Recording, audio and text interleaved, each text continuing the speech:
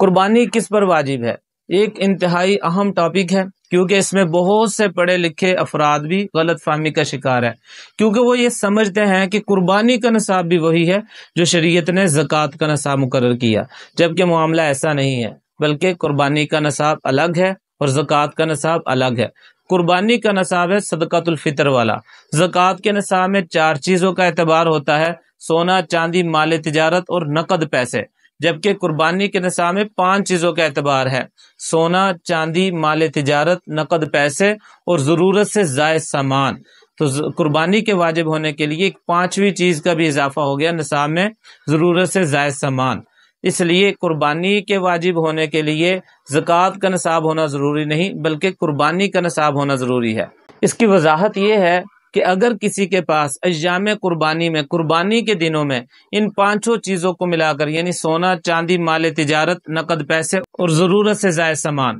ان 5 چیزوں کو ملا کر 52.5 تولے چاندی کی بقدر مالیت بنتی ہے، یعنی 1,40,45,000 کے اراؤنڈ آج کل 52.5 تولے چاندی کی قیمت چل رہی ہے۔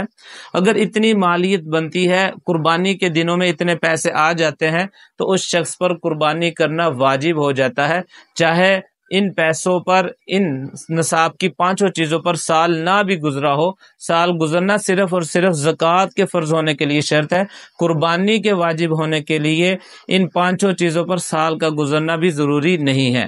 تو اس لیے اس فرق کو ذہن میں رکھتے ہوئے اپنا حساب کیجئے۔ اور بہت سے لوگ ہیں جن کے پاس زکوٰۃ کا نصاب تو نہیں ہوتا، مگر قربانی کا نصاب ان کے پاس بھی موجود ہوتا ہے، کیونکہ ضرورت سے زائد سامان جب اس کا حساب کیا جاتا ہے تو عام طور پہ بندے کے پاس اتنی مالیت بن جاتی ہے جو 52.5 تولے چاندی کی قیمت کو پہنچتی ہے۔ اب ضرورت سے زائد سامان سے کیا چیزیں مراد ہیں؟ یعنی وہ چیزیں مراد جو گھر میں ویسے ہی فالتو پڑی رہتی ہیں، سال میں ایک مرتبہ بھی استعمال نہیں ہوتی، جیسے مثلاً گدے، بسترے اور کمبل وغیرہ، اسی طرح بڑے بڑے برتن ہیں اگر لے کر رکھے ہوئے ہیں، یہ چیزیں جو ہیں یہ ضرورت سے زائد ہیں، سال میں ایک بار بھی اگر استعمال نہیں ہو رہی تو ان کا بھی حساب کر کے ان کو بھی نصاب میں شامل کیا جائے گا، اور قربانی کے واجب ہونے میں یہ چیزیں بھی شمار ہوں گی۔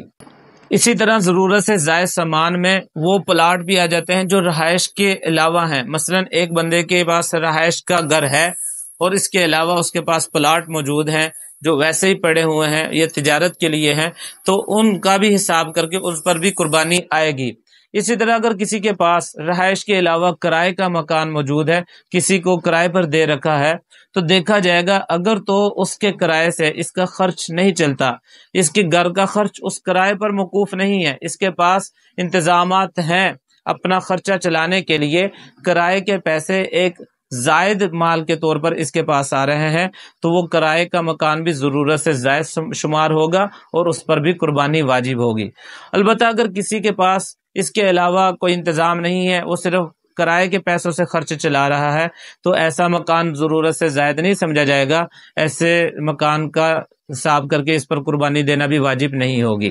اور اسی طرح ایک اور بات بھی ذہن میں رکھیے کہ ان 5 چیزوں کے موجود ہونے کا یہ مطلب نہیں ہے کہ بیک وقت 5 چیزیں موجود ہوں۔ اگر ان میں سے سونے کو چھوڑ کر 4 چیزوں میں سے کوئی ایک چیز بھی پائی جاتی ہے، یا 2 چیزیں، 3 چیزیں، 4 چیزیں ملا کر بھی 52.5 تولے چاندی کی بقدر مالیت بنتی ہے، تو تب بھی قربانی واجب ہے۔ ہاں، البتہ اگر کسی کے پاس صرف سونا موجود ہے، اس کے علاوہ ان 4 چیزوں میں سے کوئی ایک چیز ذرہ برابر میں موجود نہیں ہے، تو اس کے لیے پھر قربانی کا نصاب 7.5 تولے سونے والا ہوگا، یعنی 7.5 تولے سونا موجود ہوگا تو قربانی واجب ہوگی، وگرنہ پھر نہیں واجب ہوگی۔ تو یہ کچھ فرق تھا قربانی کے نصاب میں اور زکوٰۃ کے نصاب میں، کہ زکوٰۃ کے نصاب میں 4 چیزوں کا اعتبار اور ان پر سال گزرنا بھی ضروری، جبکہ قربانی کے نصاب میں 5 چیزوں کا اعتبار ہے اور سال گزرنا بھی ضروری نہیں ہے۔